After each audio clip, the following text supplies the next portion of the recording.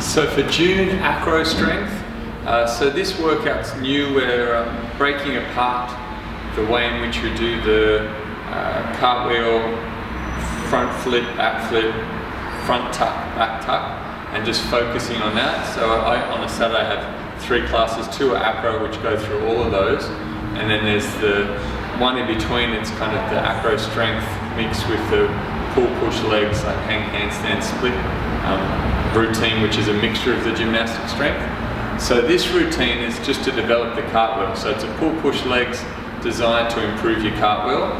So the hang or the pull part of it is just doing the kick up. So this is like in the handstand warm-up, only it's more dynamic. So you're kicking up, and just alternating. So working on that compression strength, getting that dead hang, and working on that.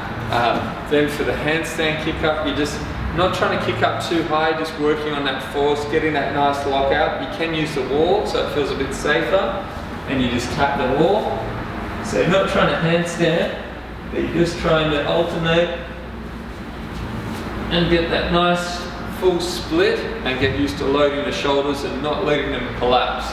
So looking up through the eyebrows, shrugging up, getting that nice position. Then for the legs, to get a bit more power out of that, just got the kick ups. So you have your hands on the box, and you can lunge down and really driving up for that kick. Push, push.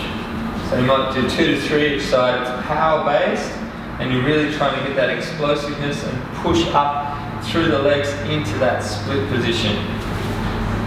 And really kick that leg up at the same time of pushing the ground away to develop more power out of your hurdle. So as you go in, you can push up.